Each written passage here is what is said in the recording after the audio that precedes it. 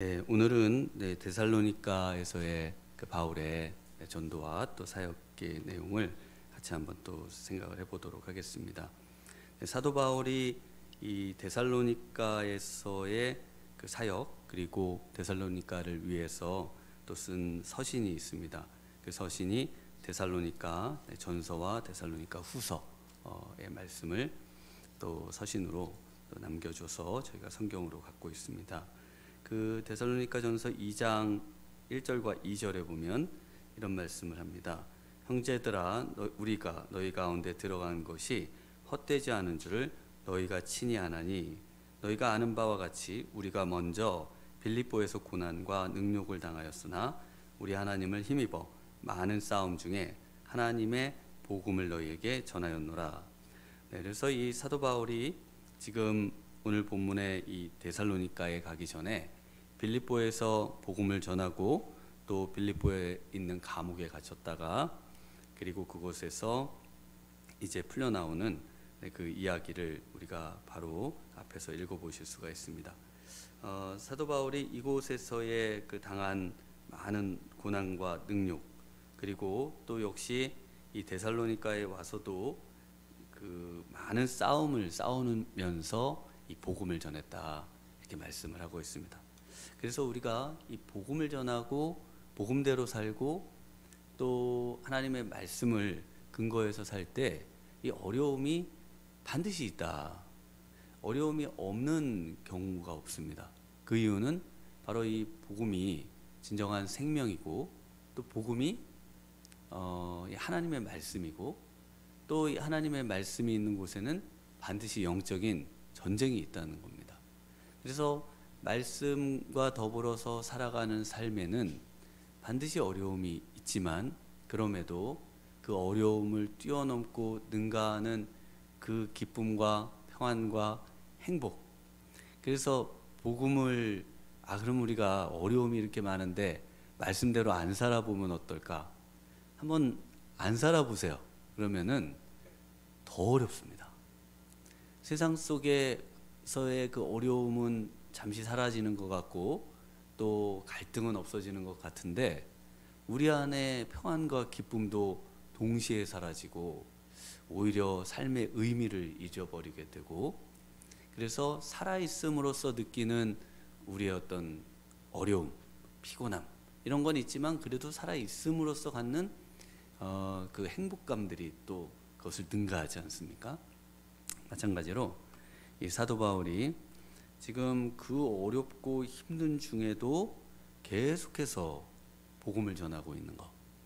저 같으면은 이런 이야기들 막 읽으면요, 이제 이쯤에서는 좀 집에 가도 되지 않을까? 이 정도면은 하나님도 괜찮다고 하지 않을까?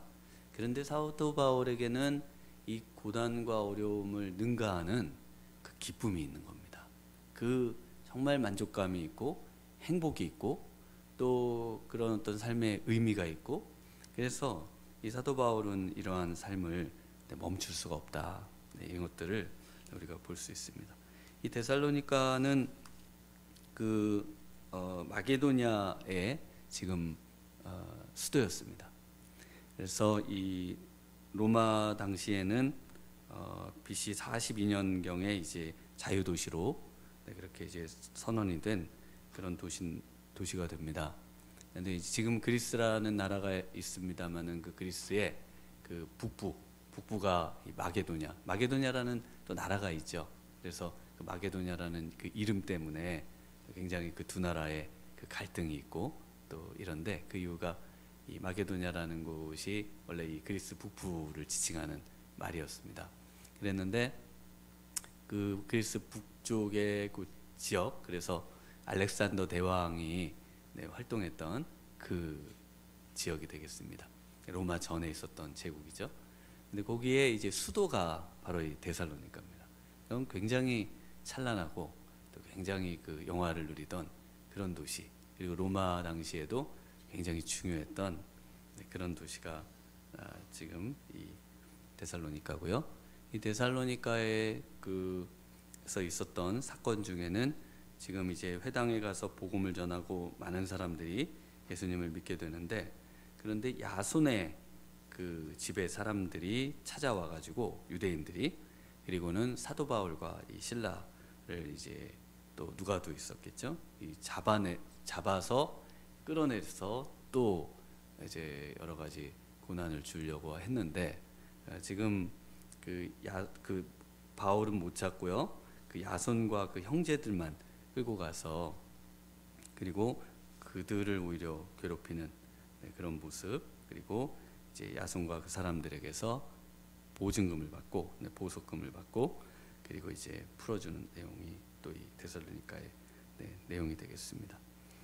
이 야손의 집은요, 제가 일주일 정도 이 데살로니가에 머물렀던 적이 있습니다. 이 데살로니가에 있을 때 그 게스트하우스에 한 8명씩 있는 곳에 잠시 있었는데, 그 앞에 그 창문으로 내다보면 교회가 하나 있었어요. 그래서 이 교회는 왜 시야를 가리게 이렇게 앞에 크게 있냐, 그리고 맨날 보면서 이 교회가 없으면은 시야가 참 좋겠다 그랬는데, 거기가 이 야손의 집 터 위에 세워진 교회였습니다. 그래서 잊지를 못하겠어요, 야손의 집을. 네, 그래서 오늘 이 데살로니가에 있는 이 교회, 이 교회가 세워지게 되는 그 내용들이 소개가 되고 있는데, 사도 바울이 이 데살로니가 교회에서 어떻게 사역을 했는지 한번 같이 생각을 해보도록 하겠습니다.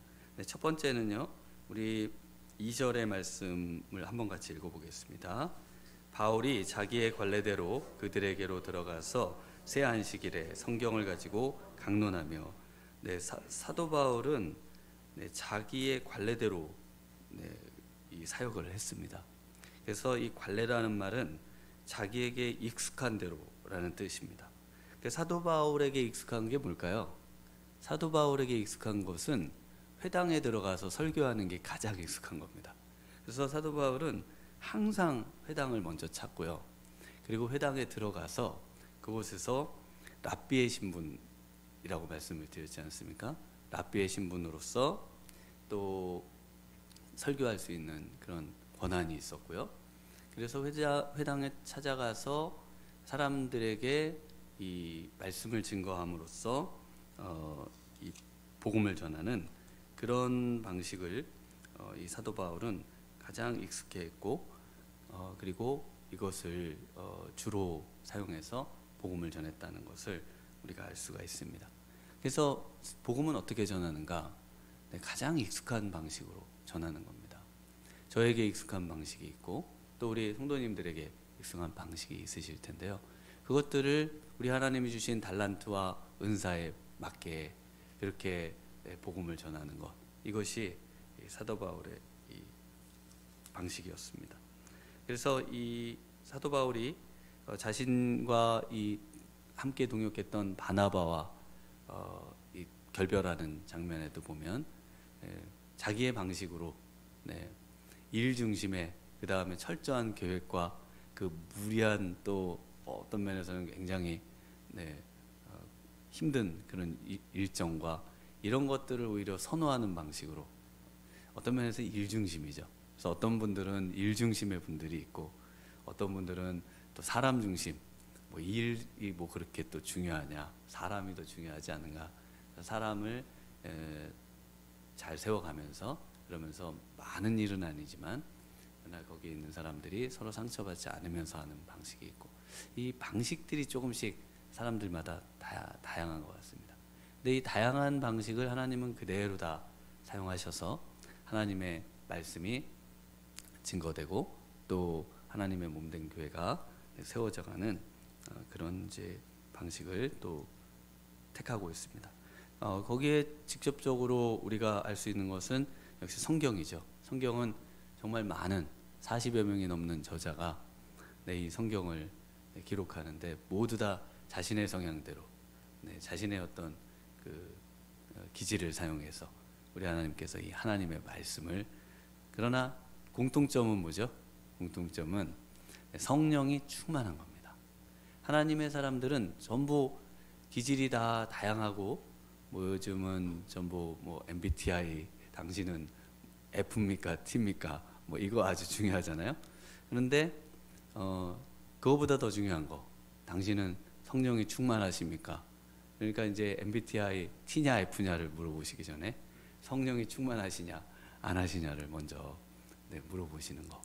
그래서 성령 충만한 사람이면 하나님께서 누구나 어떤 기질이든 상관없이 사용하십니다.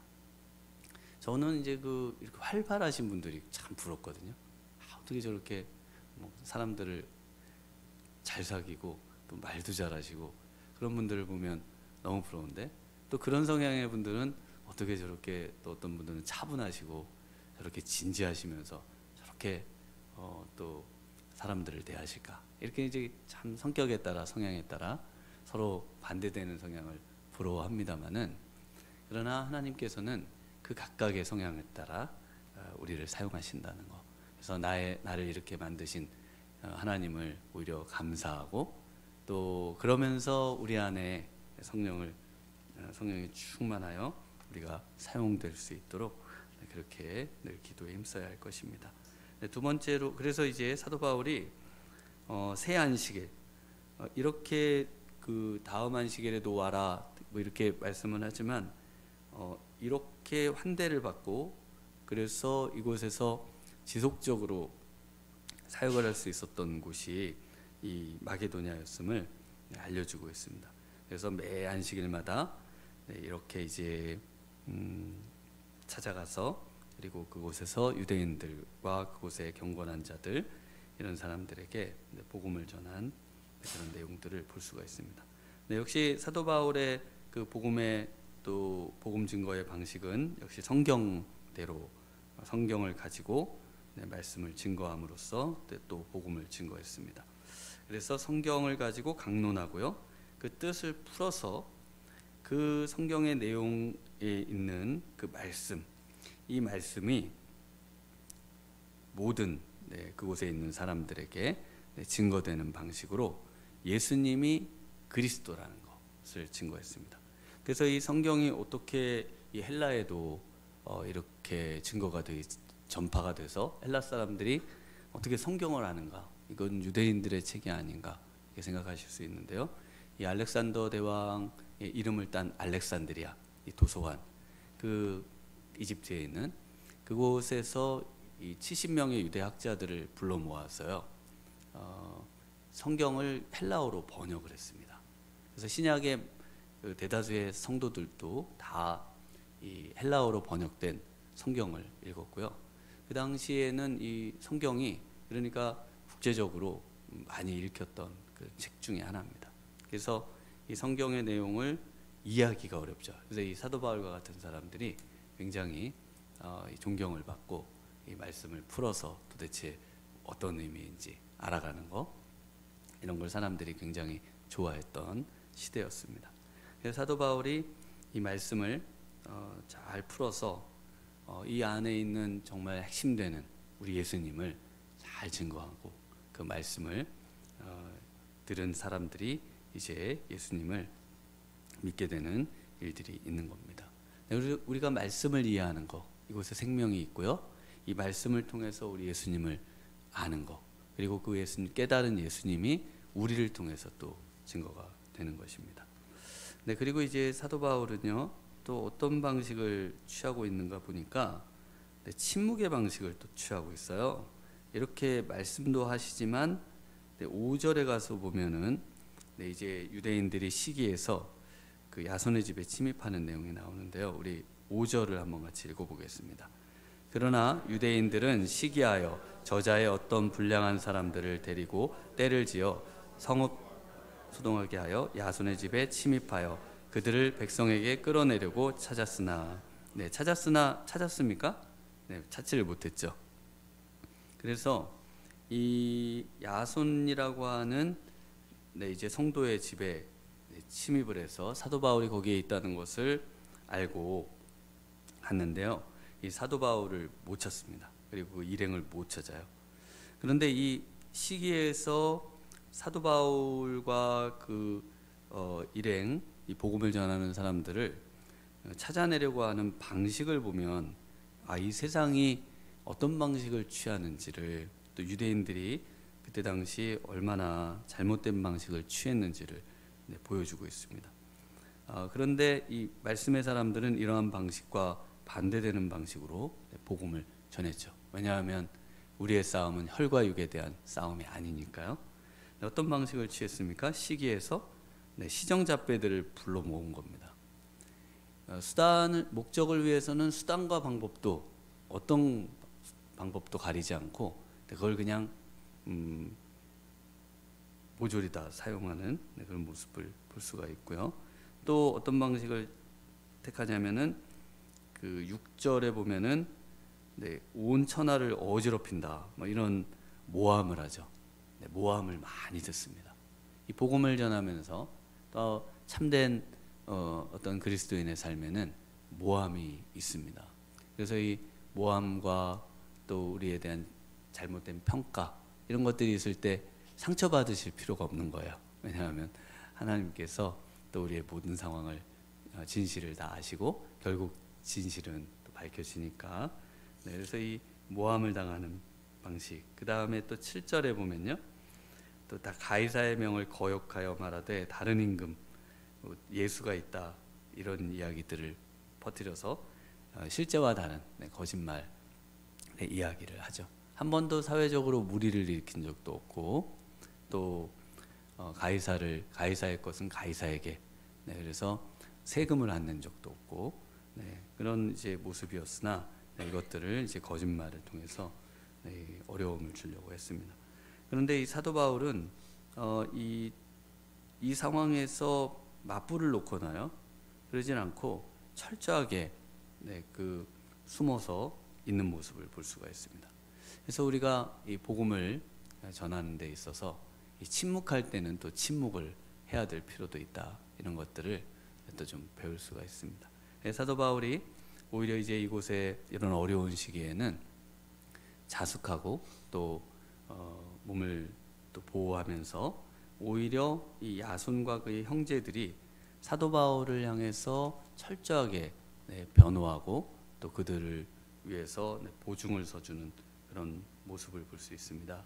그래서 9절에 야손과 그 나머지 사람들에게 보석금을 받고 놓아줬다. 이것은 이제 민사 형사적 그 모든 책임을 법적 책임을 야손과 또 그 나머지 사람들 형제들이 사도 바울과 그 일행이 어떤 문제가 생겼다면 우리가 이 모든 것에 대해서 다 책임지고 배상하겠다는 그런 아주 철저한 신뢰와 그런 약속을 하고 이제 집으로 돌아오는 이야기로 끝을 맺고 있습니다. 그래서 한 번도 무슨 문제를 일으키거나 또는 한 번도 사회적으로 그런 안 좋은 이야기들이 들리는 방식이 아닌 철저하게 하나님의 말씀에 순종하며 사람들을 섬기고 또 사회를 이롭게 하는 방식으로 복음을 전했다는 것을 우리가 알 수가 있습니다. 오늘 또 하루를 보내시면서 정말 우리 하나님의 말씀에 따라 정말 변하지 않는 이 진리의 말씀이 우리의 생명의 말씀임을 기억하시면서 또 무엇보다 우리 안에 늘 성령 충만하여 하나님의 뜻을 따라 오늘 하루도 승리하시는 우리 복된 성도님들 되시길 주님의 이름으로 축원합니다. 하나님 아버지 감사합니다. 오늘 또 귀한 하루를 우리에게 주셨고 또 하나님 오늘 하루도 우리가 살아있기 때문에 하나님 당하는 모든 하나님 살아있음으로 인한 어려움들을 능히 잘 감당할 수 있도록 우리에게 힘을 주시고 우리 안에 하나님 성령 충만하게 하여 주셔서 하나님 모든 하나님 어려움 속에서도 하나님 진정 기쁨을 누리고 성령 충만함과 성령의 열매를 맺어가고 또 무엇보다 우리를 통해서 하나님 복음이 증거되는 그런 하나님 놀라운 일들이 하나님 일어나기를 원합니다. 하나님 오늘 이 아침 기도할 때 성령 충만함을 주셔서 하나님 오늘 사도 바울의 하나님 그 사역의 모습을 보여주셨던 것처럼 하나님 정말 우리 하나님이 기뻐하시고 복음이 확장되는 그런 삶을 오늘 하루도 승리하며 살아갈 수 있도록 주님 저희를 붙들어 주시기를 간절히 소망하고 예수님 이름으로 기도하옵나이다. 아멘.